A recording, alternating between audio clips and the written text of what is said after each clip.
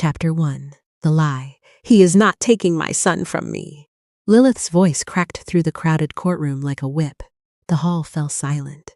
Even the elders seated on the raised stone platform looked startled by the desperation in her voice. She barely noticed. Her entire world was standing a few feet away. A little boy with dark curls sat quietly beside an elderly court attendant, clutching a carved wooden horse against his chest. Jonan, her son, her heart, her reason for waking up every morning, her reason for surviving. The little boy looked confused by all the shouting. His large silver blue eyes searched for her from across the room. The same eyes he had inherited from her. The sight nearly broke her. Lilith dropped to her knees. The rough stone floor bit into her skin through her simple brown dress. She didn't care. Tears burned her eyes. "He is my son," her voice trembled. "My son." A sneer stretched across the face of the man standing opposite her. Her uncle, Garrick, the man who had not visited her once when her mate died. The man who had not offered help when she struggled through winter. The man who had not bothered checking whether she or Jonan had food. Yet somehow he had appeared the moment inheritance became involved. Strange how that worked. Garrick folded his arms across his expensive dark tunic. The gold embroidery around the sleeves gleamed under the torchlight. He looked more pleased with himself than concerned. "As painful as this may be," he said smoothly, "the boy needs stability." Lilith's hands curled into fists. Stability. The word made her want to scream. Where had stability been when she was left alone with a newborn? And the heart-shattering reality that her own mother would rather travel pack to pack, rather than be a mother to Lilith.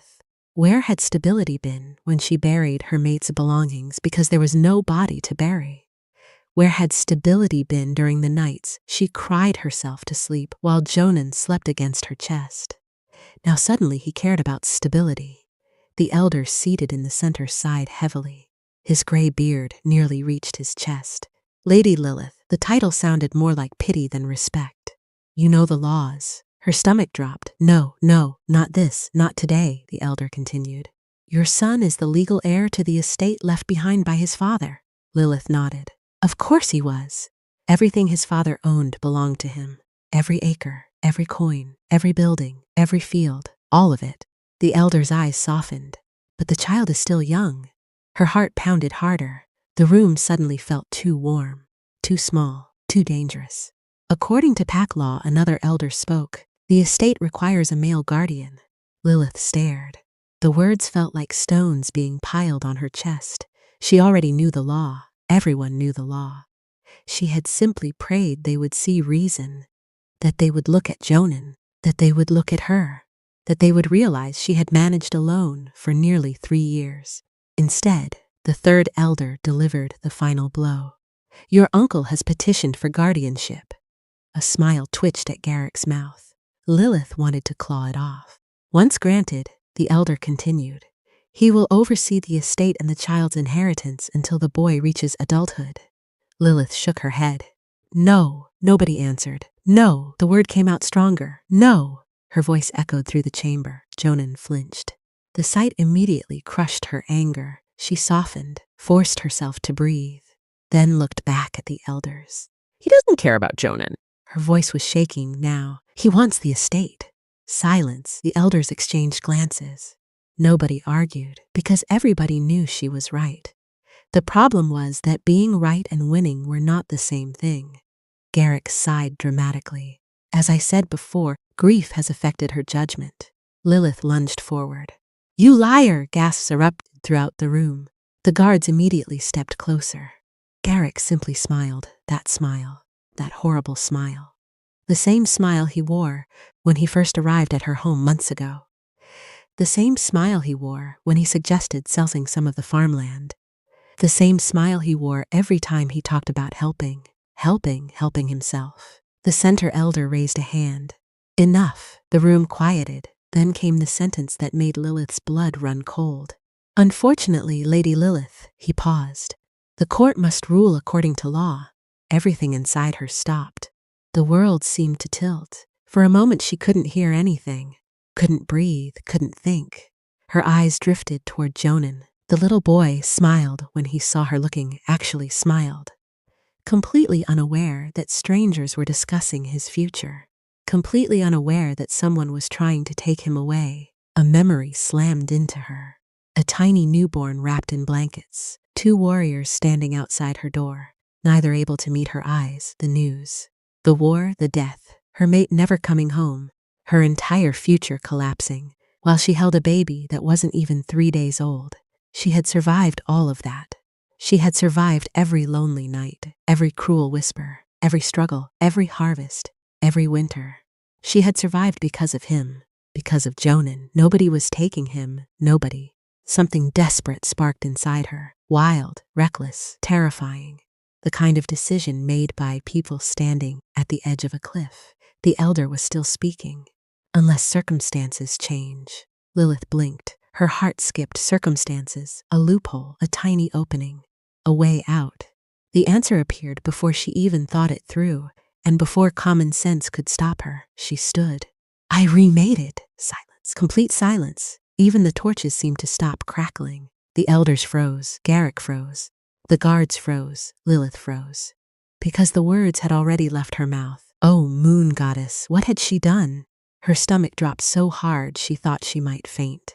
Across the room, Garrick frowned. What? Lilith swallowed.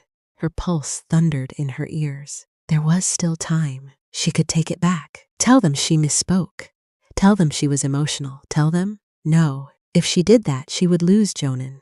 The thought hardened something inside her. She lifted her chin. I have a mate. The lie sounded stronger this time. More convincing, more dangerous. The center elder narrowed his eyes. A mate? Lilith nodded. Inside she was screaming. Outside she forced herself to remain calm. We've been taking things slowly. One elder blinked. Another leaned forward. Garrick looked as if he'd swallowed poison. Lilith nearly felt bad. Nearly. When exactly were you planning to tell the court this? An elder asked. Lilith's mind raced. Fast. Too fast. Every answer felt wrong. Every answer felt like another trap. Recently. Brilliant. Absolutely brilliant. Recently. What did that even mean? She wanted to disappear.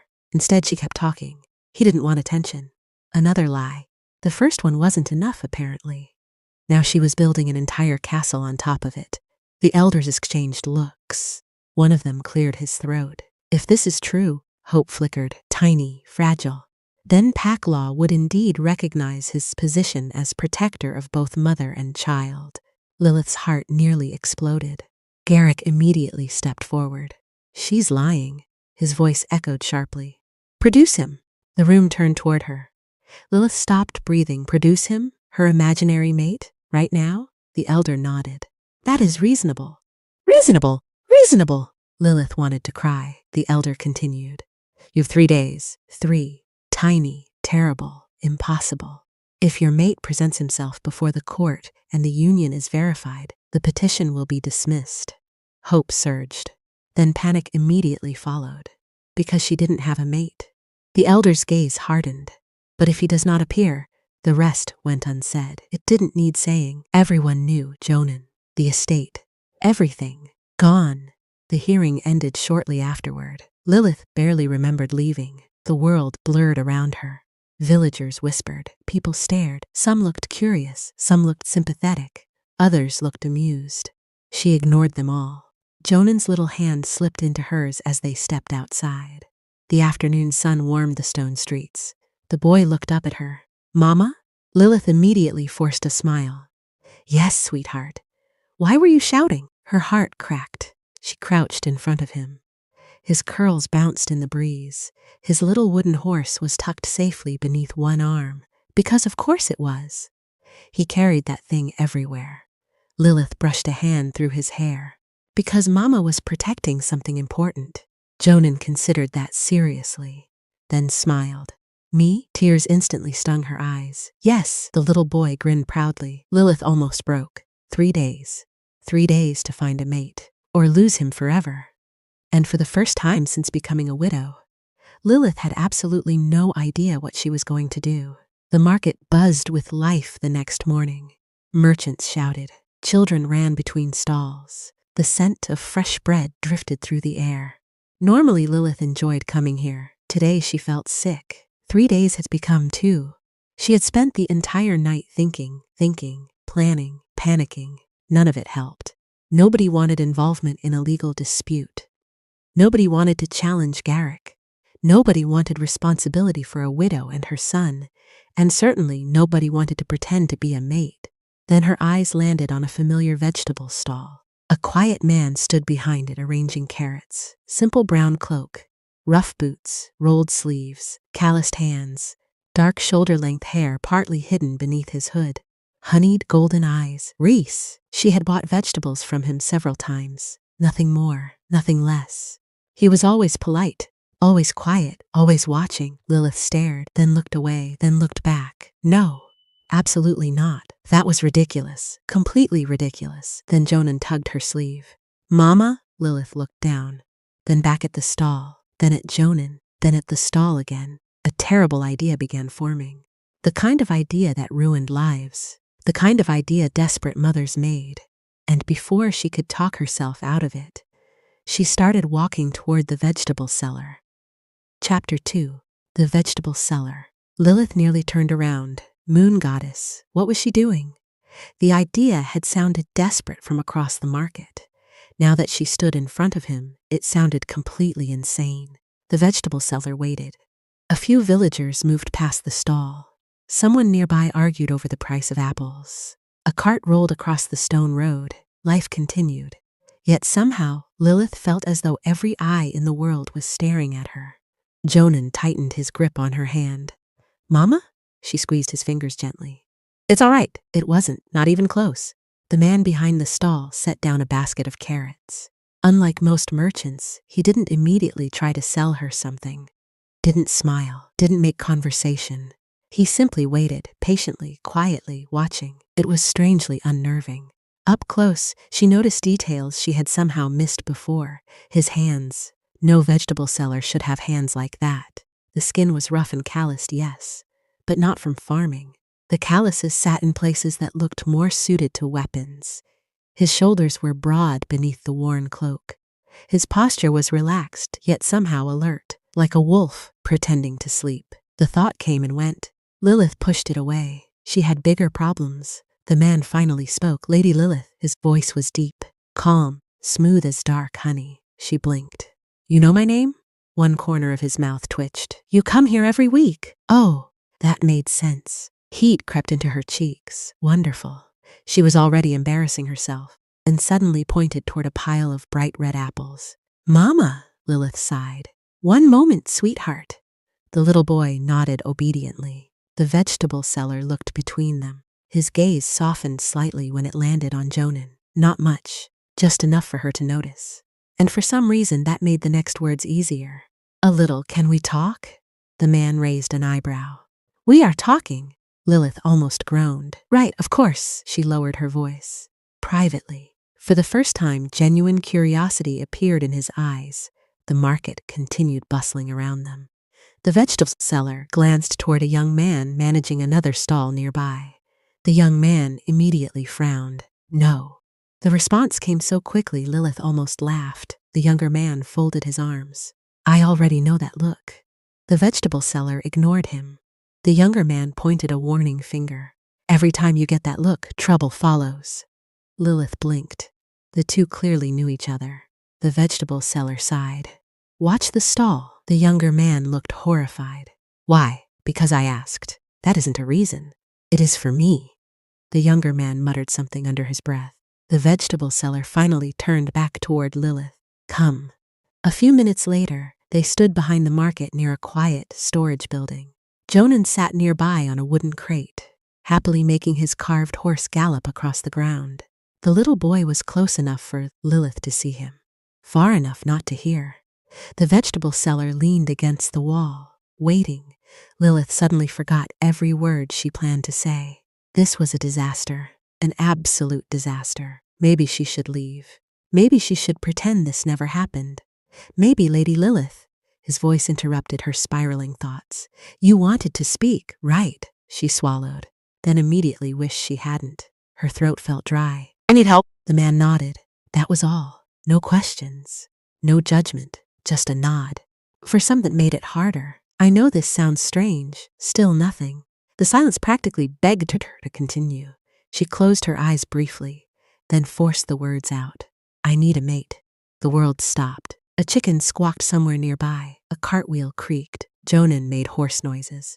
The vegetable seller stared. Lilith wanted the earth to swallow her whole immediately, without delay. Several seconds passed, then he spoke. You need a what? Definitely a mistake. Definitely. She should run, move packs, change her name, live in the mountains, anything. Instead, she repeated herself. A mate. The man blinked, once, twice, then looked around as if checking whether someone else was standing behind him. There wasn't. Unfortunately. You do realize we've spoken approximately 6 times. Lilith covered her face. Moon goddess. I know, and most of those conversations involved potatoes. She groaned. The vegetable seller rubbed a hand over his beard, clearly trying to determine whether she was serious or insane, possibly both. When she finally lowered her hands, he was still staring. Let me understand this. His voice remained remarkably calm. You came to buy vegetables. Yes. You left. Yes. You returned. Yes. And now you're asking me to become your mate. When he said it like that, it sounded even worse. Lilith nodded weakly. The man looked skyward, as though searching for answers. Finding none, he looked back down. Why? The single word hit harder than she expected. Not because it was complicated, because it wasn't. It was simple. Honest, why? The market noises faded, the laughter, the shouting, the merchants, everything. Her gaze drifted toward Jonan. The little boy sat cross-legged on the ground, completely absorbed in his wooden horse, completely trusting, completely unaware that his future hung by a thread. Her chest tightened painfully. The vegetable seller followed her gaze. His expression changed slightly. Not much, just enough. Why? He asked again. This time she answered. Because she couldn't carry it alone anymore. My husband died. The words came quietly. The vegetable seller didn't interrupt. He died in battle. Her fingers twisted together. 2 days after I gave birth. A flicker crossed his eyes. Something unreadable. She kept going. Because now that she had started, she couldn't stop. The warriors brought the news themselves. Her voice shook. I kept waiting for him anyway. A bitter laugh escaped every day. Her eyes burned. I kept thinking maybe they were wrong. The vegetable seller remained silent, listening. Actually listening. Not pretending. Not waiting for his turn to speak. Listening. Lilith stared at the ground. My son never met his father. The words hurt, even now, especially now. He doesn't remember him. Her voice broke. He never got the chance. The vegetable seller looked toward Jonan again. The little boy had somehow convinced himself the wooden horse could fly. It currently soared through the air, making very dramatic noises. The sight almost made her smile. Almost. Then reality returned. My uncle wants custody. The words fell between them, heavy, ugly, real. The vegetable seller's eyes sharpened. Lilith noticed immediately. He wants the inheritance. She laughed bitterly. He says he's protecting Jonan. The lie tasted foul. He doesn't care about Jonan. The vegetable seller said nothing. She appreciated that more than he knew. The court agrees with him. A tear slipped free. She wiped it away angrily. They said because I have no mate, I can't protect my own son. Silence, then what happened? Lilith laughed. The sound cracked. I panicked. The vegetable seller almost smiled. Almost. What did you do? She closed her eyes. I lied. That tiny almost smile finally appeared. What kind of lie? She pointed at him. The smile vanished. Understanding dawned. Slowly, very slowly. Then his eyes widened. You, Lilith nodded miserably. You told the court you had a mate. She nodded again. And now you're looking for one. Another nod. And somehow that led you to me. Yes. The vegetable seller stared at her, then laughed. Actually laughed. The deep sound caught her completely off guard. For a moment he looked younger, warmer, less mysterious. Then the laughter faded. His gaze returned to Jonan. The little boy had fallen off the crate and was currently dusting himself off with great dignity. Something shifted in the man's expression. A softness, a thought, a decision forming. Lilith saw it and held her breath. Because suddenly this didn't feel impossible anymore. The vegetable seller looked at her, really looked. At the tiredness beneath her eyes, the faded dress, the fear she was trying desperately to hide. Then at Jonan, again and again. The little boy finally looked over and waved. The vegetable seller surprised both of them by waving back. Jonan beamed, then returned to his horse. Silence settled between them, long, thoughtful, dangerous. Finally, what exactly would this arrangement involve? Hope exploded inside Lilith. She nearly cried right there. Instead, she answered quickly. A few weeks. The vegetable seller listened. I'll provide for you. One eyebrow rose. She rushed onward. Food, a room if needed, whatever you need. The eyebrow climbed higher. Lilith stopped talking. The vegetable seller looked completely unimpressed by the offer, which was strange. Most people would have jumped at it. Instead, he seemed interested in something else entirely. At last he sighed, then looked toward Jonan one final time. The little boy was now making the horse gallop up a wall, an impressive achievement. The vegetable seller shook his head. A small smile touched his lips. Then he looked back at Lilith. All right, the words barely registered. Lilith blinked. What? I'll do it. Her mouth opened, closed, opened again. You will? Yes. Shock flooded her. Pure shock, because she had spent all morning preparing arguments, begging, pleading. She hadn't prepared for success. Why? Now it was her turn to ask. The vegetable seller's gaze drifted to Jonan. The answer lingered there for just a second. Then he looked back at her. Because a child shouldn't lose his family to greed. Something tightened painfully in Lilith's chest. Before she could respond, he pushed away from the wall. When is court? In 2 days. He nodded. Then we'd better convince them. And for the first time since the hearing, for the first time since she shouted in that courtroom, for the first since she lied, Lilith felt something she hadn't felt in days. Hope. Chapter 3. Hope was a dangerous thing. Lilith realized that the moment she left the market with Jonan's hand in hers, and the vegetable seller walking beside them, the afternoon sun stretched long shadows across the road. For the first time in days, her chest didn't feel like it was collapsing. The feeling frightened her, because hope meant she could still lose. Jonan skipped ahead happily, completely unaware that his future had changed within the span of a single conversation. The little boy's wooden horse bounced against his leg as he walked. Every few steps, he looked back to make sure the vegetable seller was still there. And every time he found him, he smiled. Lilith noticed. So did the vegetable seller. Neither mentioned it. They walked in comfortable silence for a while, until Lilith suddenly realized something. She stopped. The vegetable seller took another step before noticing. What? She stared. You agreed to become my mate temporarily, yes, he waited. Lilith folded her arms. I don't even know your name. For the first time since agreeing, genuine amusement appeared in his eyes. A small smile touched the corner of his mouth. Fair point. Jonan immediately perked up. The little boy loved learning names. What is it? The vegetable seller looked down at him.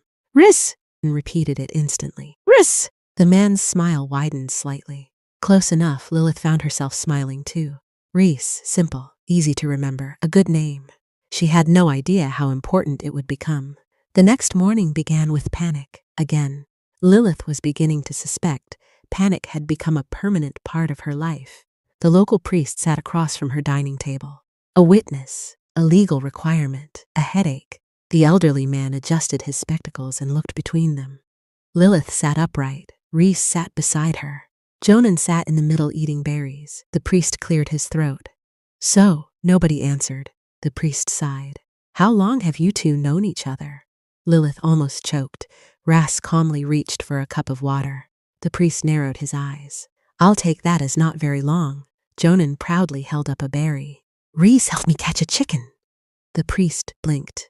Lilith blinked. Reese blinked. Nobody remembered that happening. Jonan seemed extremely confident that it had. The priest rubbed his forehead. This may be the strangest mating interview I've ever conducted. Lilith wanted to disappear. Instead, she sat there while the priest asked questions. Questions she had no idea how to answer. Questions Reese somehow answered without sounding nervous. Questions that made the entire arrangement feel increasingly absurd.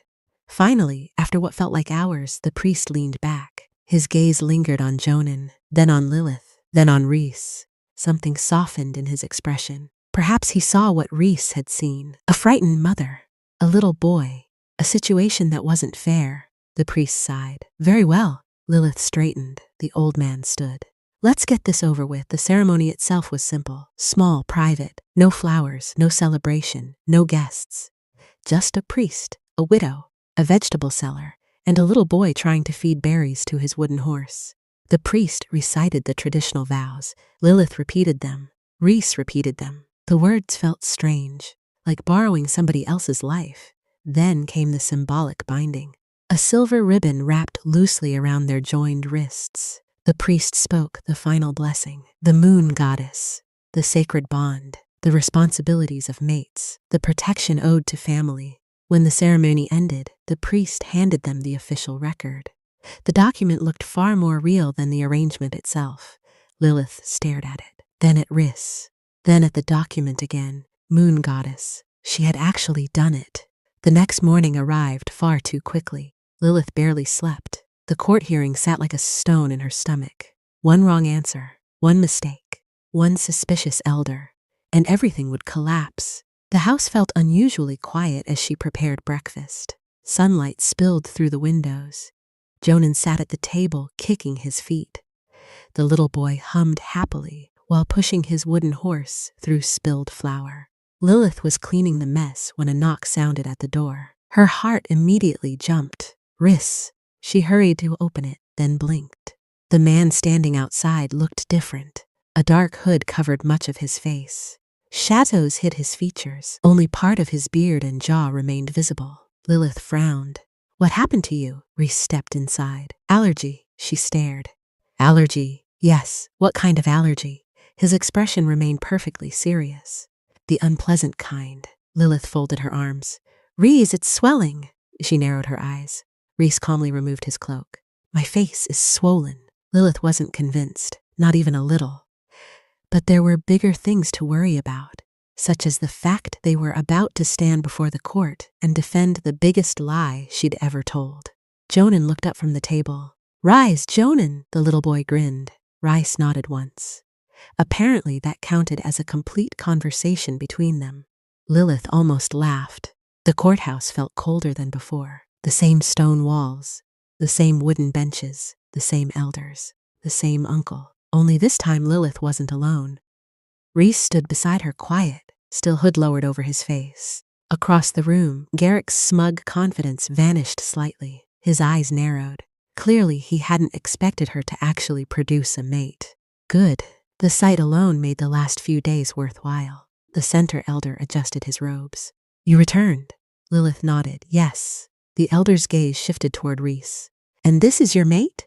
Yes. Reese remained silent. The elder studied him. One of the other elders frowned. Why is his face hidden? Lilith opened her mouth. Reese spoke first. Allergy. The elder blinked. Excuse me? My face is swollen. Silence. A few people coughed. One guard looked away suspiciously fast. Even Garrick seemed confused. The elder pinched the bridge of his nose. Swollen, yes. The elder looked exhausted already.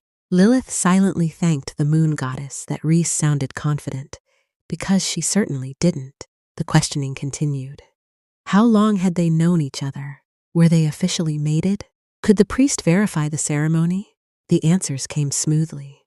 The priest himself stepped forward, confirmed everything, presented the documents, verified the ritual. One by one, the elders reviewed the records.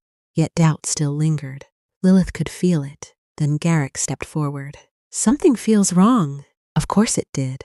The man could smell victory slipping away. This appeared far too suddenly. The elders exchanged glances. Lilith's stomach tightened. No, not again. Please, not again. The center elder slowly looked toward Reese.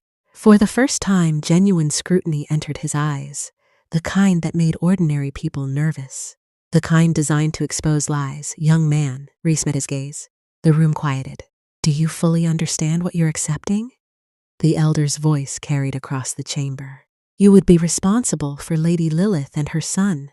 Reese remained silent. The elder continued. You would stand as protector. Silence. You would be responsible for safeguarding the inheritance. The room waited. Then Reese slowly lifted his head and locked onto the elder. The temperature in the room seemed to change. Lilith felt it immediately. So did everyone else. Something ancient, something powerful, something that had absolutely no business coming from a humble vegetable seller. The elder froze, not visibly, enough for others to notice. Lilith noticed. The old wolf's shoulders stiffened, his breath caught. Reese said only 3 words. "I understand completely." The elder looked into those golden eyes, then immediately looked away. A strange silence followed, the kind before storms. Finally, the elder cleared his throat. Loudly, very loudly. "As all requirements have been met," Garrick straightened. "The petition is denied." The room erupted. Some people gasped, others whispered. Garrick looked like he'd been struck across the face. Lilith stopped breathing. Denied. The word echoed through her mind. Denied, denied. Her sons was staying with her. Her house was hers. The estate remained protected. Jonan remained hers. The elder struck his staff against the floor. The court recognizes the mating. Garrick's face turned a fascinating shade of red. Lilith wanted to frame the moment. The man opened his mouth, closed it, opened it again. No words came out. For once in his life, he had nothing to say. Lilith almost laughed, almost. Instead, she looked at Riss. The vegetable seller stood exactly where he'd been standing before. Calm, quiet, unbothered. As if he hadn't just stared down one of the most respected elders in the territory. As if nothing unusual had happened at all. The elder quickly moved to the next case. Very quickly. Almost suspiciously quickly. Lilith noticed. So did Garrick. Neither understood why. Only Riss knew. And far away from the courtroom, hidden within the palace walls, a certain beta would have laughed himself sick if he'd witnessed the scene. Chapter 4. The first week after the court ruling felt strange, not bad, just strange. Lilith would wake every morning expecting disaster. A letter, a summons, another challenge from Garrick, something. Instead, life continued. The sun still rose, the chickens still escaped their pen, Jonan still woke far too early, and Reese still sold vegetables. The realization felt oddly comforting, because despite everything that had happened, Reese didn't suddenly move into her home. He didn't start acting like her husband. He didn't hover. He didn't interfere. In fact, the morning after court, he simply returned to his stall, as though pretending to be someone's mate before an entire court was a perfectly normal part of life. Lilith remembered standing in the market with a basket of potatoes when she first saw him afterward. He was arranging cabbages, the same as always, the same brown cloak, the same rolled sleeves, the same quiet expression. If she hadn't lived through the last few days herself, she might have believed none of it happened. Then Reese looked up. Their eyes met. He gave a single nod and returned to his work. That was it. No dramatic conversation, no awkwardness, no expectations, just a nod. For some reason, Lilith appreciated that a lot. The arrangement settled into an unexpected rhythm. When people were watching, Reese played his role. When they weren't, he returned to his own life. Simple, respectful, safe. At least that's how it began.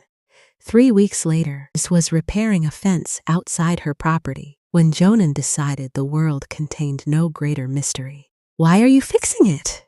Reese hammered another nail. "Because it's broken," Jonan considered this, then nodded. "Reasonable." 5 seconds passed. "Why is it broken?" "The wood rotted." Another nod. 5 more seconds. "Why?" Lilith nearly laughed from the porch. Reese glanced toward her. For the first time, she saw genuine desperation in his eyes, the kind warriors probably felt during battle. Unfortunately for him, there was no escape. Jonan had chosen his victim. An hour later, the little boy was sitting on Reese's shoulders. The fence remained unfinished. The interrogation continued. Lilith watched from the garden. A smile tugged at her lips before she realized it. The sight felt warm, dangerously warm. She quickly returned to her work. Unfortunately, Garrick had not accepted defeat. The man possessed all the grace of a rabid wolf. Every few days, another rumor appeared. Lilith heard them everywhere. At the bakery, the market, the well. Somebody always had something to say. The vegetable seller isn't really her mate. The court was fooled. The ceremony wasn't legitimate. The widow trapped him somehow. The inheritance should have gone elsewhere. People loved gossip. It spread faster than wildfire. Lilith tried ignoring it. Most days she succeeded. Most days. Not all. One afternoon she returned from town carrying bread when she heard familiar laughter. 3 men stood near the road, Garrick among them. Just wonderful. Lilith immediately changed direction. Too late, Garrick spotted her. His smile widened. "Dear niece." She kept walking. "How is your vegetable cellar?" Lilith stopped, not because she wanted to, because anger had suddenly seized her by the throat. Slowly she turned. Garrick looked pleased, very pleased. "As useful as expected." The other men laughed. Lilith stared, then smiled. The reaction visibly confused him. "Actually," she said sweetly, "he's wonderful." The laughter stopped. Garrick blinked. Lilith continued. "He fixes fences." Silence. "He helps around the property." More silence. "He even taught Jonan how to whistle." The smile slowly slid from Garrick's face. Lilith's own smile widened. "And best of all," she stepped closer, "he isn't you." Then she walked away. The explosion behind her was magnificent. The next day she found Riss in the market storage room, entirely by accident. She had come looking for sacks of grain, recently delivered from a neighboring settlement. Instead, she stopped at the doorway and froze. Reese stood inside, not alone. The younger man from the neighboring stall stood beside him. The same one who always argued with him.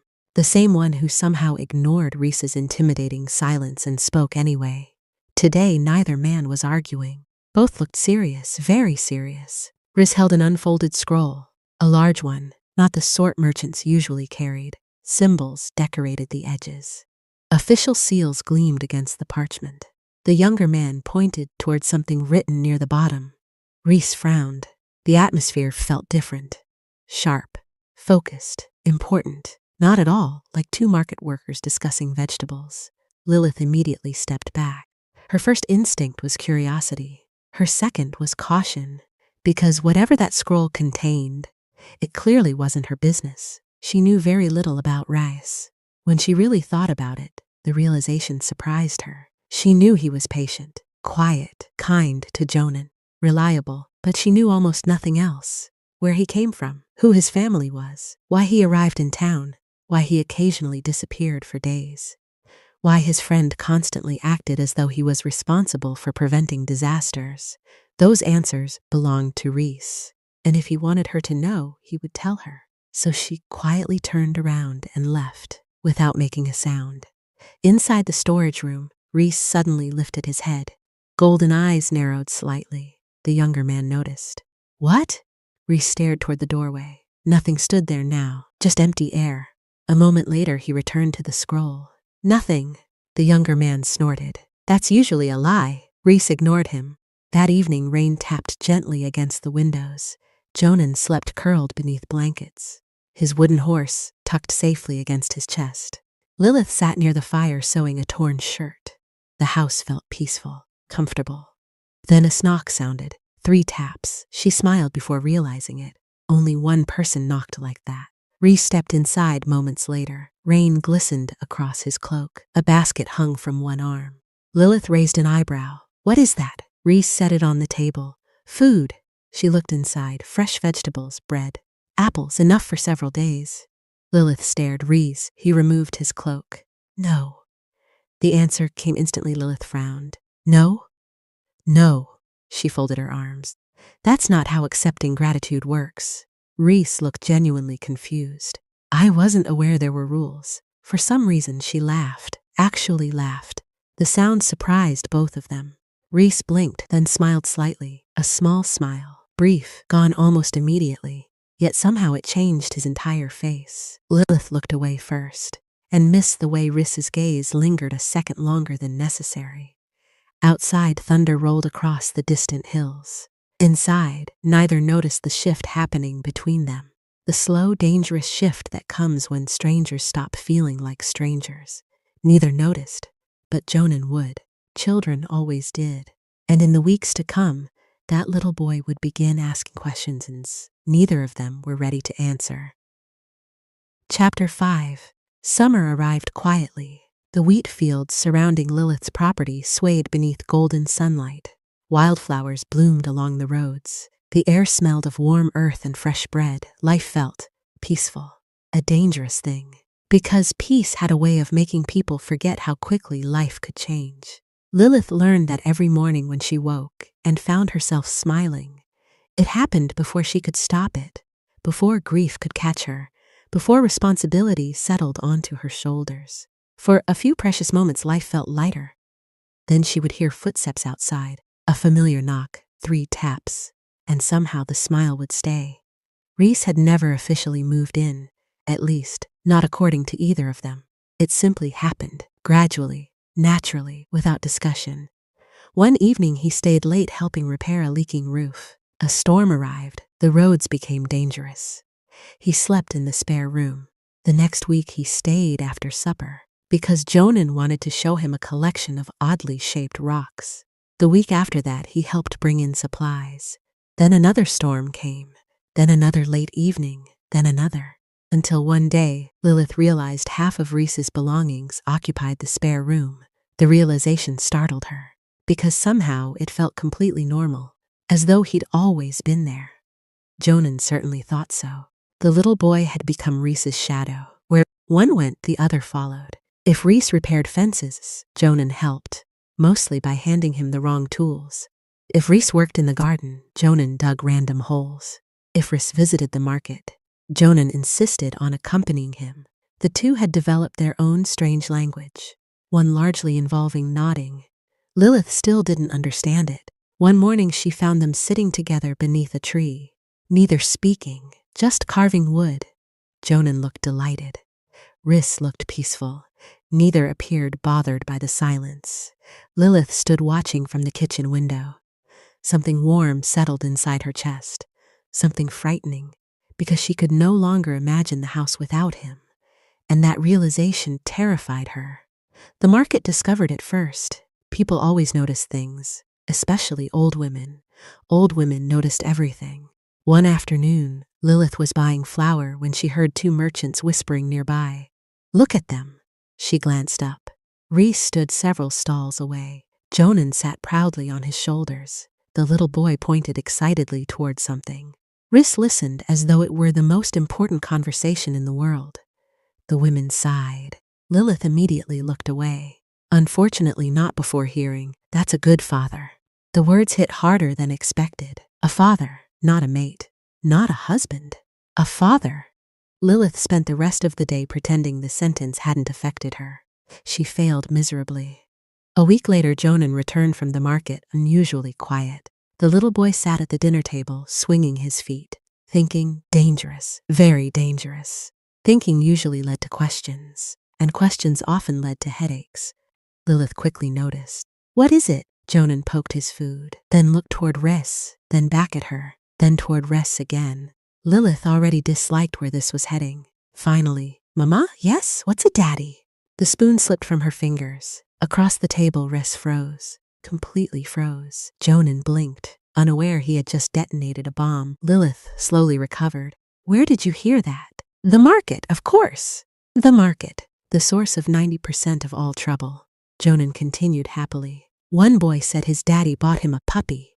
Lilith nodded carefully. "I see." The little boy thought for a moment, then smiled, a bright, innocent smile, the kind that broke hearts. "Reese feels like a daddy." Silence, absolute silence. Lilith couldn't breathe. Across the table, Riss looked equally stunned. Jonan continued eating, completely unaware of the devastation he'd caused. A few moments later, he looked up again. "Do I have a daddy?" Lilith's heart shattered. Again, the same wound. Every time. Always the same. Because the answer should have been easy. His father had loved him. His father had wanted him. His father had simply never gotten the chance. Lilith swallowed, hard. "Yes." Jonan brightened. "Really? Really?" The little boy smiled, then asked the question she dreaded most. "Where is he?" Lilith stared into her plate, searching for strength, finding none. Finally, she forced a smile. "Far away." Jonan nodded, accepting it immediately. Children trusted so easily. Then he pointed toward Riss. "Like Reese sometimes?" Lilith nearly broke. Reese quietly looked away, giving her privacy, giving her dignity, giving her time. The gesture somehow made everything worse. That night, Lilith cried. Not loudly, not dramatically, just quietly. Alone after Jonan slept, after the candles dimmed, after the world became silent. She sat beside the window and cried for the mate she'd lost, For the son who never met his father, for herself. Because sometimes strength was exhausting. A soft knock interrupted her thoughts. 3 taps. Reese, of course. She opened the door. Moonlight painted silver across the yard. Reese stood outside. Neither spoke immediately. Then is he asleep? She nodded. Reese hesitated. Something troubled him. She could see it. The realization surprised her. Reese has always seemed so steady, so controlled. Yet tonight something weighed heavily on him. What's wrong? The question slipped out before she could stop it. Reese looked toward the distant hills. The answer took a long time. Finally, my work is ending, Lilith frowned. What work? For a moment she thought he might answer. Instead he shook his head. Nothing important, a lie, an obvious one. Lilith recognized it immediately, but she remembered the scroll, the storage room, the secrets. So she didn't push. Reese seemed grateful. The following weeks passed too quickly, too quietly, too perfectly. The kind of happiness that makes people nervous, the kind that feels temporary. Reese spent more time away. Not enough for concern, just enough to notice. Sometimes he disappeared for days, then returned, tired, thoughtful, distracted. Lilith wanted to ask questions. She didn't, because everyone deserved private battles, even Reese, especially Reese. One evening, she caught him standing alone outside, watching the stars. The expression on his face looked almost sad. Lilith nearly walked over, nearly asked what troubled him. Instead, she remained inside, watching through the window. Something was ending. She could feel it. She just didn't know what. The answer came sooner than expected. The dinner had been lovely, simple. Bread, stew, laughter. Jonan spent 20 minutes explaining why chickens were secretly plotting against everyone. Reese listened with suspicious seriousness. Even Lilith laughed. For a few precious hours, everything felt perfect. Then Jonan finally fell asleep. The candles burned low, silence settled, and Reese spoke. I have to leave. The words landed heavily. Lilith blinked. What? Reese stared into his cup. My work is finished. The room suddenly felt colder. Finished? Yes. Lilith's chest tightened. An awful feeling began spreading through her. Slowly, relentlessly. She hated it immediately. Where are you going? Not far. His voice remained gentle. Careful. Too careful. I'll visit. The feeling worsened. All right. Lilith looked away, because suddenly her eyes burned, and she didn't understand why. Reese continued. There's a family matter that needs my attention. She nodded, slowly, mechanically, trying to be reasonable, trying to be mature, trying very hard not to ask him to stay. Because what right did she have? None, absolutely none. The arrangement wasn't real. The thought hurt far more than it should have. Across the room a small voice suddenly spoke. Daddy? Both adults froze. Jonan stood in the doorway, sleepy, disheveled, barefoot. The little boy rubbed his eyes. Apparently he'd heard enough. Reese stared. Lilith stared. Jonan looked confused, then worried. You're leaving? Nobody answered. The little boy's lip trembled, just slightly. Enough to break hearts. Reese stood immediately, crossing the room, kneeling before him. I'll come back. Jonan blinked rapidly. Promise? I promise. The little boy launched himself forward, wrapping both arms around Reese's neck. Reese held him tightly, very tightly, as though memorizing the moment. Lilith looked away, unable to watch, unable not to. Eventually, Rice carried him back to bed, tucked him in, returned. Neither adult slept much that night. Morning arrived cruelly fast. The carriage waited outside, supplies packed, the road stretching endlessly beyond the gate. Lilith stood beside the door holding a basket. Food, fresh bread, fruit, the usual things people gave travelers. The things that said, come back safely. Reese accepted it. Their fingers brushed. Neither mentioned it. The silence felt heavier than words. Finally, Reese stepped away, toward the road, toward whatever life waited beyond it. Lilith forced a smile. You should go. Rias nodded, yet neither moved. Then a door slammed open. Tiny footsteps thundered through the house. Both turned. Jonan burst outside, hair wild, eyes wide. Still wearing his night clothes, he looked as though he'd only just woken. The little boy ran across the yard as fast as his legs could carry him, straight toward Reese. Daddy, wait! The cry echoed through the morning air. And for the first time since deciding to leave, Rydian Vale almost changed his mind. Chapter 6. The yard felt empty after Reese left, painfully empty. Lilith noticed it immediately. The spare room sat untouched. His favorite chair near the fireplace remained exactly where he'd left it. Even the mornings felt quieter, as though the house itself missed him. For Jonan, the change was worse, much worse. The little boy spent the first week asking questions. Every morning, every afternoon, every evening. "Mama? Yes, sweetheart, when is Reese coming back?" Lilith always smiled, always, even when it hurt. Soon. Jonan accepted the answer each time, because children believed the people they loved. The realization hurt more than she cared to admit. The first letter arrived 12 days later. A courier knocked shortly after sunrise. Lilith nearly dropped the basket she was carrying. Nobody ever sent her letters. Nobody. Her hands trembled slightly as she accepted the envelope. The handwriting looked familiar, strong, neat, simple. Riss. The moment she recognized it, her heart jumped. Across the yard, Jonan noticed immediately. Letter. The little boy abandoned his wooden horse and sprinted toward her. Letter! Lilith laughed despite herself. Yes. From Reese? She looked at the seal, then smiled. From Riss. Jonan nearly exploded with excitement. They opened it together. The letter was short, simple. Reese had arrived safely. Work was keeping him busy. He hoped Jonan wasn't terrorizing the chickens. He hoped Lilith was remembering to rest. At the bottom sat a small drawing, a terrible drawing, an absolutely horrible drawing of a horse. Jonan stared at it, then burst into laughter. He can't draw, Lilith laughed too. No, he really can't. For the first time since Reese left, the house felt warm again. The letters continued. Not often, but enough, sometimes every 2 weeks, sometimes every month. Each one carried pieces of him, little details, small jokes, questions for Jonan, reminders for Lilith. The little boy treasured every single one. Eventually he began writing back, or trying to. His letters mostly consisted of crooked drawings and words spelled creatively. Very creatively. One letter informed Reese that the chicken declared war. Lilith still wasn't sure what that meant. Reese apparently understood. His reply included military strategies. The war against the chicken continued for weeks. Then the letters stopped. At first nobody worried. Reese was busy. Work happened. Life happened. Days passed. Then weeks. Then more weeks. Still nothing. Jonan noticed first. The little boy sat by the window one evening, watching the road, waiting. Lilith found him there after supper. "What are you doing?" Jonan pointed.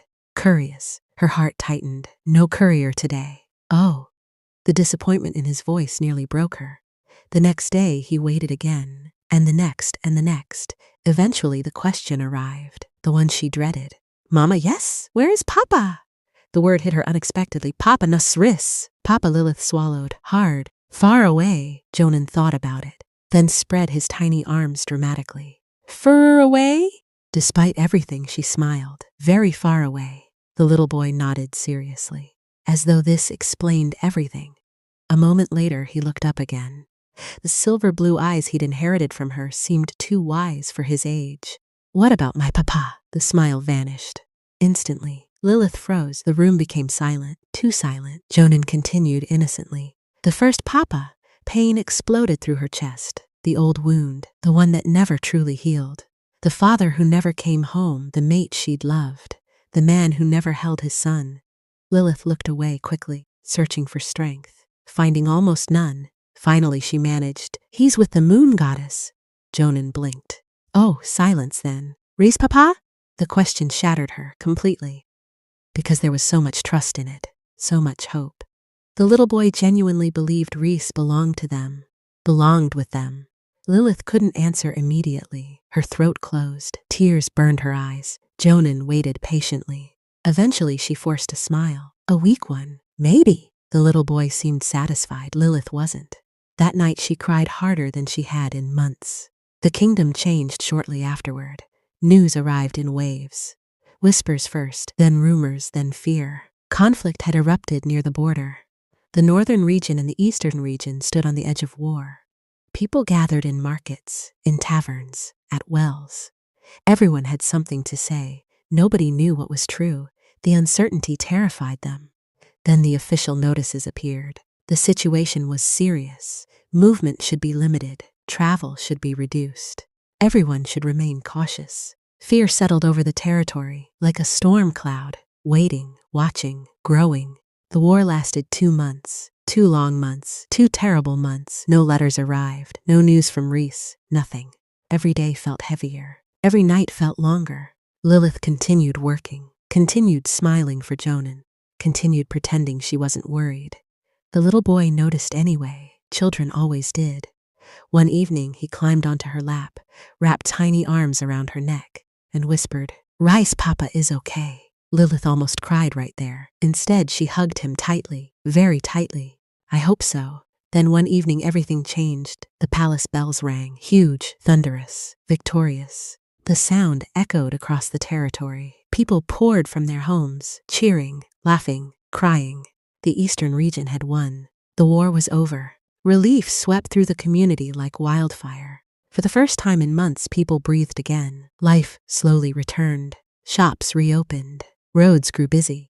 Markets filled with laughter. The nightmare ended, or so they hoped. A week later, another courier arrived, this time carrying far more than a letter. A large basket accompanied him, beautiful fruit, rare tea, fresh pastries, small carved toys. Enough gifts to make Jonan nearly faint from excitement. Lilith stared, completely bewildered. Then she noticed the handwriting. Reese, her heart leapt again. Faster than before, they opened the letter together.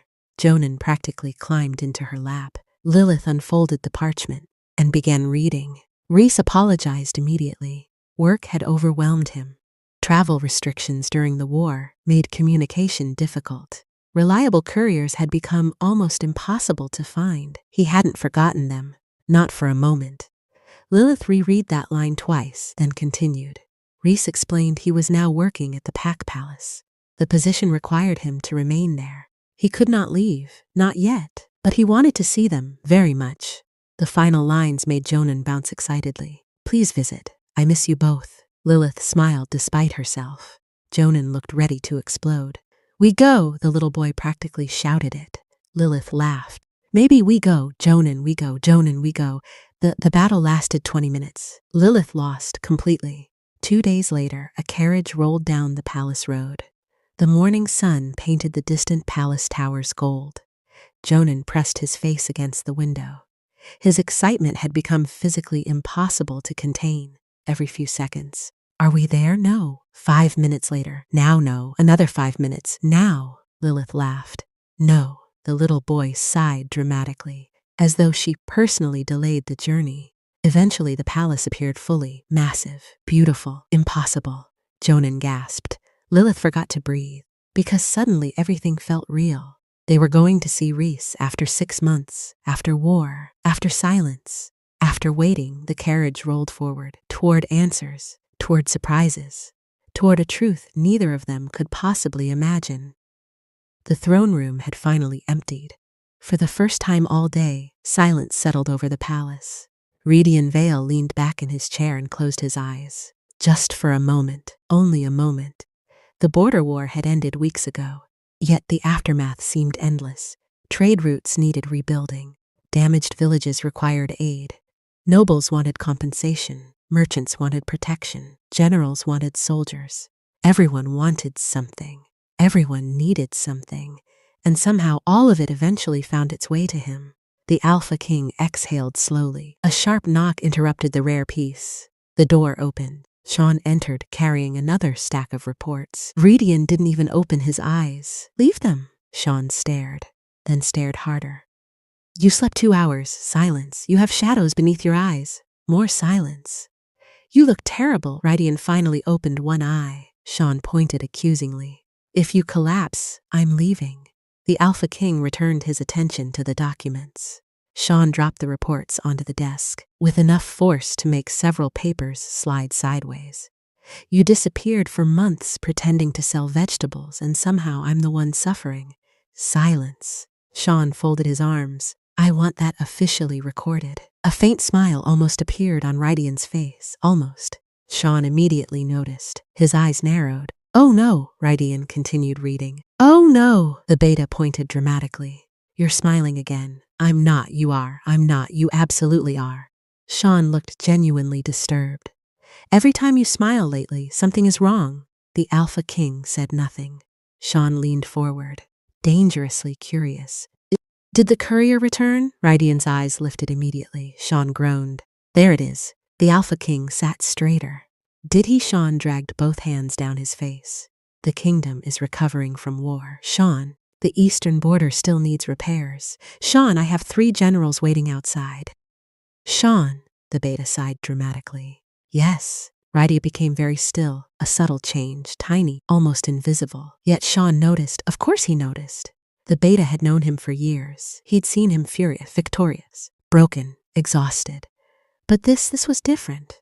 Sean watched as Rydian reached for the letter, resting near the corner of his desk. The paper had already been unfolded several times. Far too many times. Sean squinted. You've read that thing at least 20 times. No 30? No 40. Rydian ignored him. Sean threw both hands into the air. Moon goddess, help me! A short while later, another visitor appeared. Unlike Sean, she didn't bother knocking. The door swung open. Sarah walked inside.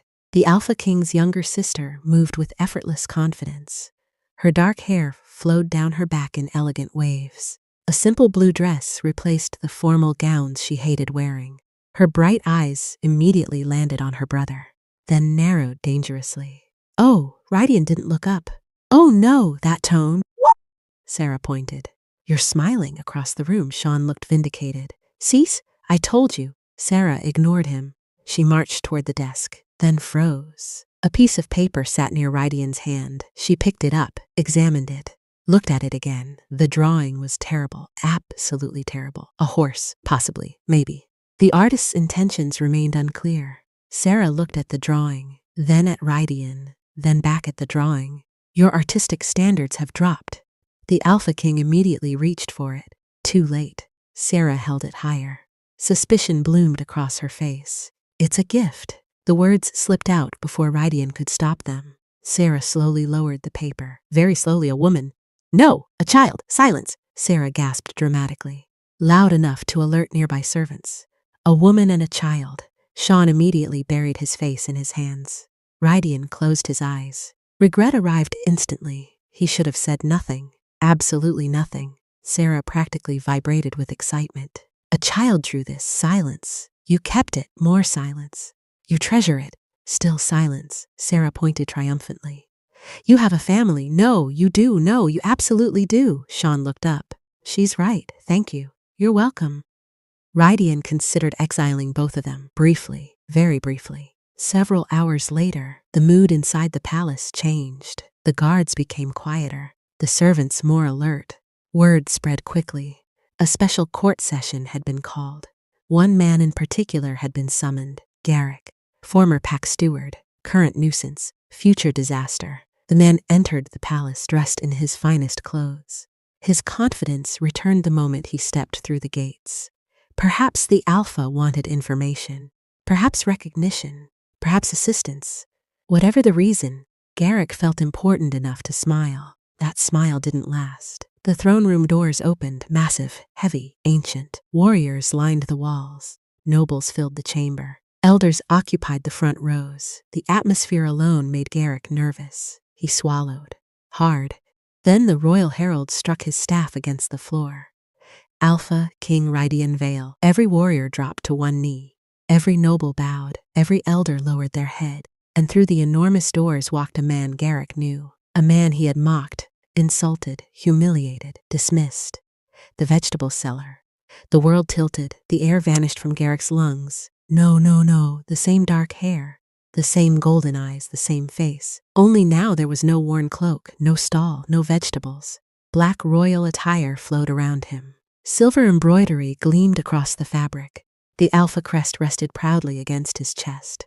Power seemed to fill the room itself. Garrick's knees nearly gave out. Rydian ascended the throne, calm, unhurried, terrifying. Then he sat. Silence swallowed the chamber. Garrick could barely breathe. The Alpha King opened a document. Another, then another. Finally, you were warned. The words echoed across the room. Garrick dropped to his knees, immediately. Panic flooded his face. My Alpha! Rydian lifted a hand. The man fell silent, instantly. The Alpha King's voice remained calm. which somehow made everything worse. You attempted to weaponize pack law against a widow, another document. You targeted a child, another. You spread falsehoods concerning Lady Lilith. Garrick began shaking, visible shaking. Sweat gathered across his forehead. The nobles watched with open fascination. Nobody dared interrupt. Nobody. Redian's golden eyes settled upon him. Cold, disappointed, not angry. Disappointed, Garrick would have preferred anger. Far preferred it. Your actions dishonor the office you were entrusted to uphold. The chamber remained silent. Then came the sentence, simple, merciless. From this day forward, your title is revoked. The words landed like an executioner's blade. Gone, everything. Years of status, influence, power, respect gone, just like that. Garrick's face drained of color. No, furthermore, the single word silenced him. Rydian rose. The throne room seemed to tighten around him. The Alpha King's aura rolled outward, heavy, ancient, unavoidable. Garrick nearly collapsed. You will have no contact with Lady Lilith. The man's breathing became ragged. You will have no contact with Jonan. The chamber remained deathly quiet. And if you approach either of them again, Rydian's voice dropped lower, dangerously low. You answer directly to me, not the guards, not the elders, not the court, the Alpha. Garrick's remaining courage shattered completely. Two warriors stepped forward. Neither looked sympathetic. As they dragged him away, Garrick looked back once, only once. The Alpha King wasn't even watching him anymore. The audience was over, finished, meaningless, because Rydian's attention had already shifted elsewhere, far away from politics, far away from titles, far away from punishment, toward a little boy with a wooden horse and a woman with silver blue eyes. Chapter 7. The palace was even bigger up close. Lilith had seen it from distant roads before, from market hills, from traveling carriages, from places where it looked almost unreal. But standing before it, that was different. The towering stone walls seemed to touch the clouds. Silver banners fluttered in the breeze. Royal guards stood watch near enormous gates. Everything looked polished, powerful, important. Beside her, Jonan practically vibrated with excitement. The little boy pressed himself against the carriage window. His nose nearly flattened. Mama! Yes, it's huge, Lilith laughed. It is. I think Rhys lives in a castle. The innocent statement made her smile. He works here now. Jonan nodded seriously. Then he definitely lives in a castle. Apparently that settled the matter. The moment they arrived, palace servants greeted them warmly, far warmer than Lilith expected. A servant helped her from the carriage. Another greeted Jonan. A third immediately took charge of their bags. Lilith found it strange. She was nobody important, a widow from a small community. Yet everyone treated her as though she mattered. The thought followed her all the way into the palace. The waiting court was beautiful. Sunlight streamed through stained glass windows. Marble floors gleamed beneath their feet. Elegant paintings decorated the walls. Jonan stared at everything. The little boy looked ready to explode from excitement. Lilith sat beside him, trying not to feel nervous, trying not to wonder why Rhys hadn't arrived yet. The letter had specifically asked them to visit. So where was he? A few minutes later, a woman entered the room and immediately caught Lilith's attention, not because of what she wore, though the simple regal blue dress certainly hinted at status, not because of her confidence, though she carried herself with effortless grace. No, it was her face. Lilith blinked, then blinked again. The resemblance was impossible to miss. The same dark hair, the same eyes, the same jawline. The woman looked like a softer version of Rhys, a female version. The woman smiled brightly. Hello, Lilith rose politely. Hello. The woman approached, friendly, warm, completely at ease. My name is Sarah. Lilith introduced herself. Then, Jonan, the little boy, immediately held up his wooden horse, as if introductions weren't complete without it. Sarah accepted this with surprising seriousness. What a magnificent horse! Jonan grinned. Clearly she'd passed some invisible test. Lilith smiled. We're actually here for Rhys. The reaction was immediate. Tiny, barely noticeable, but it was there. Sarah blinked. Oh, a smile appeared, then widened. Rydian? Lilith frowned. The name sounded familiar somehow. Before she could place it, Sarah continued. He's finishing a meeting. Lilith nodded politely. That's all right. Sarah sat beside them, completely relaxed, completely unaware she was standing on the edge of a cliff. The conversation flowed easily, almost naturally. Lilith found herself liking her immediately. Sarah had a warmth about her, a kindness, the sort that made people comfortable. Eventually, curiosity got the better of Lilith. Do you work here too? Sarah laughed. The sound echoed softly through the room. No, the answer came easily. I just came to visit my brother. Lilith smiled. That made sense. The resemblances alone would have confirmed it. A few moments later, Sarah crouched before Jonan. The little boy looked delighted by the attention. Would you like to see the stables? His eyes widened. Immediately, the wooden horse nearly slipped from his hands. The real horses? The real horses. Jonan looked at Lilith. Permission. Always permission first. Her chest squeezed. Such a good boy, she smiled. You can go. The little boy practically launched himself forward. Sarah laughed, then stood, trying to make conversation while they waited, trying to be helpful, trying to be kind. And then she accidentally destroyed everything. Oh, Rydian should be done soon. Lilith nodded. Good. Sarah smiled. The recent war created a mountain of work. Lilith listened politely. He barely sleeps. A fond eye roll. You know, Sarah laughed lightly. Alpha duties. The world stopped. Lilith froze. The smile vanished from her face. Completely. Her heart missed a beat, then another. Slowly, what? Sarah blinked. What? What alpha duties? The confusion on Sarah's face appeared instantly. In confusion, not deception, not calculation, confusion, as though Lilith had suddenly started speaking another language. Sarah opened her mouth, closed it, opened it again, then footsteps echoed from the corridor. Strong, measured, familiar.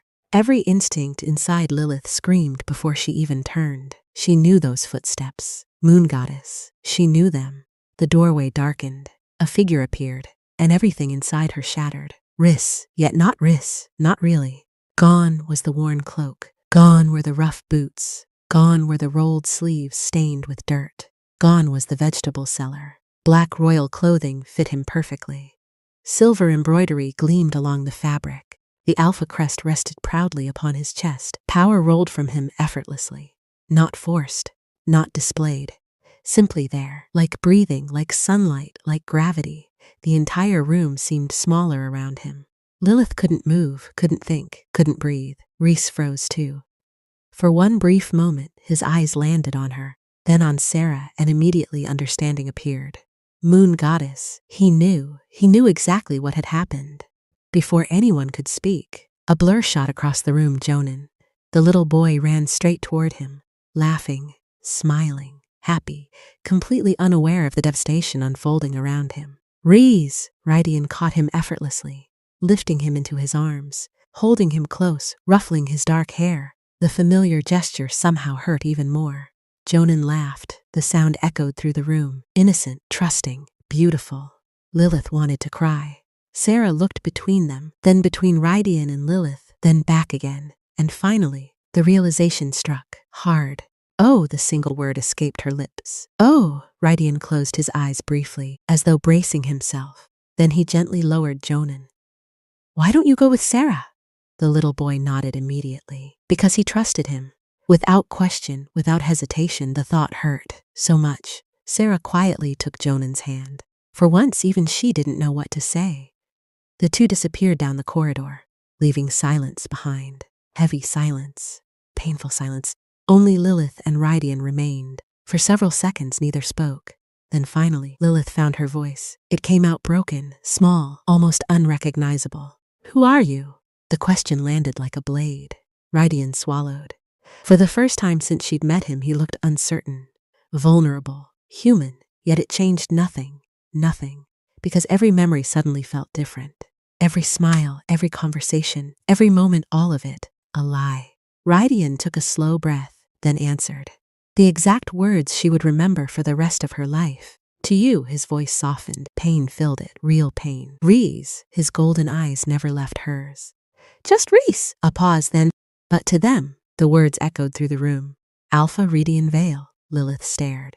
The name hit harder than anything else. Not Rydian, not Alpha. Vale, the royal bloodline, the ruling family. The Alpha King, Moon Goddess. The Alpha King, The vegetable seller had never been a vegetable seller. The man who fixed fences, the man who carried Jonan on his shoulders, the man who shared simple dinners, the man who taught her son how to whistle, the man she'd trusted, the man she'd opened her home to, the man her heart cracked, cleanly, deeply. Rydian stepped closer. Lilith, no. The word came instantly, sharp, broken. She stepped back, his expression twisted, as though she'd physically struck him. For once she didn't care. Tears burned her eyes, hot, relentless. You lied. The accusation hung between them. Rydian looked devastated, actually devastated. Yet she couldn't stop. Couldn't. My son trusts you. The tears finally spilled. He loves you. Rydian flinched. He calls you Dad. Another flinch. He looks up to you. Her voice broke completely. And all this time, silence. Painful silence. You've been lying to our faces. The room became impossibly still. Rydian tried stepping closer again. She moved away immediately. The reaction hurt him.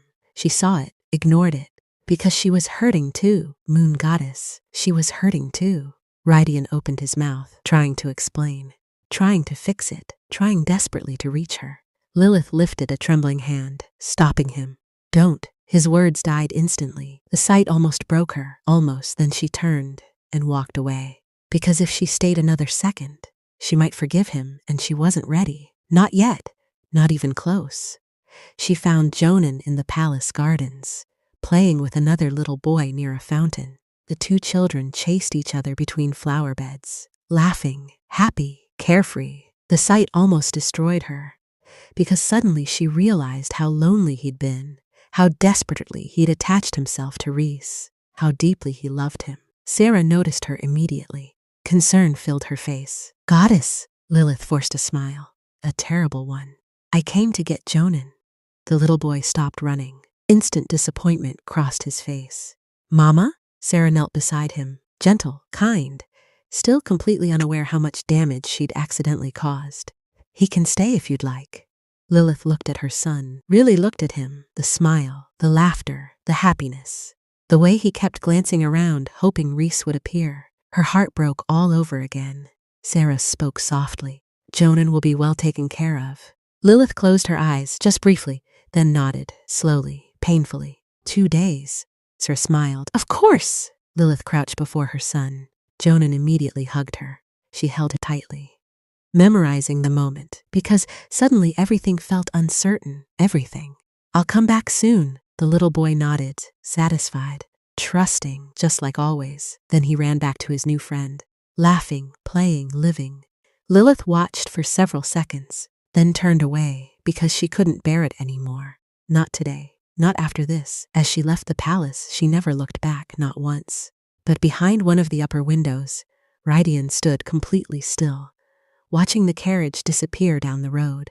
And for the first time in months, the strongest wolf in the kingdom felt utterly helpless.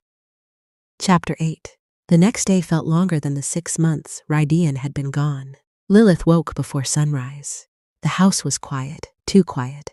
Jonan wasn't there. His laughter wasn't echoing through the rooms. His wooden horse wasn't abandoned somewhere it shouldn't be. His little voice wasn't asking impossible questions. The silence hurt. Everything hurt. She tried cleaning. It didn't help. She tried baking. It didn't help. She tried working. That somehow made it worse, because every corner of the house reminded her of Reese. Not Alpha Rydian Vale, not the ruler of the eastern region, Riss, the man who fixed fences, the man who quietly brought vegetables when he thought nobody was looking, the man who sat through Jonan's endless stories, the man who somehow became part of their little family without either of them realizing it. A bitter laugh escaped her. Family, what a foolish thing to believe. A knock sounded. 3 taps. Lilith froze. Her heart betrayed her instantly, because she knew that knock. Moon Goddess. She knew it. 3 taps, always 3. For one stupid moment, hope surged. Then reality returned. No, not hope. Not after yesterday. Slowly she walked toward the door, opened it, and stopped breathing. Jonan launched himself into her arms. Mama! The force nearly knocked her backward.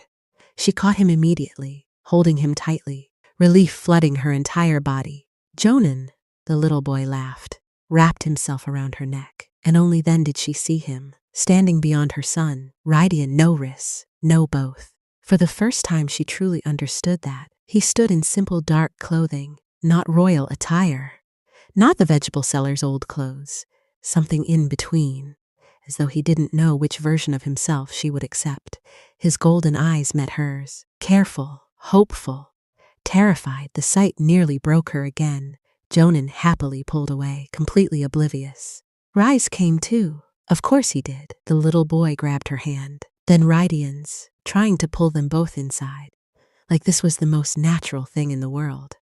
Lilith almost cried. Instead, she stepped aside. I'm giving you just 20 minutes. Relief flashed across Rydian's face, small, brief, but there. 20 minutes. Jonan quickly disappeared toward his room, apparently determined to show Sarah's son every toy he owned during future visits. The moment he was gone, silence settled between them. Heavy, dangerous. Rydian stood near the table. Lilith remained by the fireplace. Distance, a deliberate distance. Finally, you look beautiful. The words escaped before he could stop them. Lilith blinked, then looked down. A simple white dress, nothing special, nothing grand. Yet the way he looked at her made her feel as though she'd walked into a royal ball. The realization annoyed her. She crossed her arms. You have 19 minutes left. A faint smile appeared, gone almost instantly. Rydian nodded. Then he told her everything. Not every detail, not every secret, but enough. The corruption, the investigation, the reason he went undercover, the danger, the lies, the responsibility, the war, the kingdom. All of it. Lilith listened quietly, sometimes angry, sometimes understanding, sometimes both. When he finished, silence returned. The fire crackled softly. Outside, birds sang. Inside, two stubborn wolves stared at each other. Finally, why? His brow furrowed. Why what? Why didn't you tell me? The question came out smaller than she'd intended, more hurt than anger. Rydian looked away. The answer took a while. Because it was dangerous. Lilith nodded. She'd expected that answer. Yet it still hurt, because danger didn't erase pain. It only explained it, nothing more. Rydian stepped closer. Not enough to crowd her, just enough. I never wanted to hurt you. The sincerity in his voice was unbearable, because she believed him. Moon Goddess help her. She believed him. I know. The words surprised them both. Rydian looked stunned. Lilith sighed, because she was tired of anger, tired of hurt, tired of pretending none of it mattered.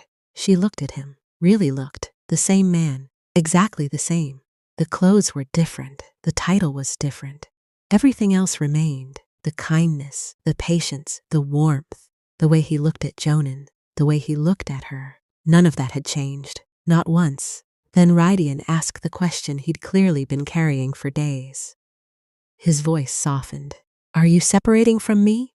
Lilith stared, then stared harder. The absurdity nearly made her laugh. Separating? Hope flickered in his eyes. Tiny, fragile. Lilith shook her head, slowly. You're the alpha of our territory. Rydian didn't react, she continued. It wasn't even real to begin with. The words hung in the air. Pain flashed across his face. Then, Rydian closed the distance, took her hand, and before she could stop him, pressed a gentle kiss against her knuckles. The warmth shot straight through her chest. His voice dropped low, raw, honest, dangerously honest. Every moment was real to me. Lilith stopped breathing. Rydian looked directly into her eyes. From the first days I saw you buying bread, her heart stumbled. To the first day you walked up to that stall. Another beat, to right now. The room felt smaller, warmer, too warm. She pulled her hand back, not because she wanted to, because she needed to think, needed to breathe, needed, what about your mate? The question escaped immediately, because he was an alpha king, a ruler. Surely someone existed, surely. Rydian smiled sadly. No, Lilith frowned. No? The seers told my family years ago. His voice remained calm. I don't have a destined mate. Silence. The words settled between them. Then he stepped closer again. Close enough now that she could see every detail of his face. Every scar, every emotion, every vulnerability. And suddenly the Alpha King disappeared, leaving only Riss, the man she'd fallen in love with without realizing it. His voice broke slightly, just slightly. Enough. Lilith. The way he said her name almost undid her. Then came the words she would remember forever. Don't kick me out. Her breath caught. Rydian laughed weakly, a wounded sound. You and Jonan, his eyes glistened. You're my little family. The room went silent, completely silent, because some truths carried too much weight for immediate answers. Lilith looked away first, toward the kitchen, toward the table, toward anywhere except him, because if she looked too long, she might cry. Then she thought about Jonan, the way he waited for letters, the way he asked for risks, the way he ran across the yard shouting, "Daddy, wait, moon goddess." The little boy had chosen him long before either adult understood what was happening. A laugh escaped her suddenly, soft, unexpected. Rydian blinked, confused, then she shook her head. You're impossible. Hope exploded across his face. Lilith pointed a warning finger. Don't look at me like that. I haven't forgiven you. I know. Not even close, I know. You lied, I know. Lilith narrowed her eyes. Rydian looked suspiciously pleased considering the circumstances. Then she sighed. Long, slow, exhausted. And finally, let's eat dinner first. For 1 second, Rydian simply stared. Then relief crashed over him. Massive, visible, real. The strongest wolf in the kingdom looked as though he'd survived a battle. Lilith rolled her eyes. Honestly, men, even alpha kings, that evening the house felt warm again, whole again. Jonan sat between them at dinner, talking endlessly, laughing endlessly, living endlessly. At one point he looked between them, then smiled, a huge smile, the kind only children could manage. What? Lilith asked. Jonan happily shoveled food into his mouth, then pointed, then at Rydian. Papa! The spoon slipped from Lilith's hand. Across the table, Rydian froze. Jonan grinned, completely satisfied, as though he'd finally solved a puzzle. Everyone else struggled to understand. Maybe he had, because some things children saw long before adults did. Outside, the sun slowly disappeared beyond the hills. Inside, laughter filled the little house. And for the first time in a very long time, nobody felt alone. Not the widow, not the alpha king, and certainly not the little boy with the wooden horse. The family that began with a desperate lie had somehow become real.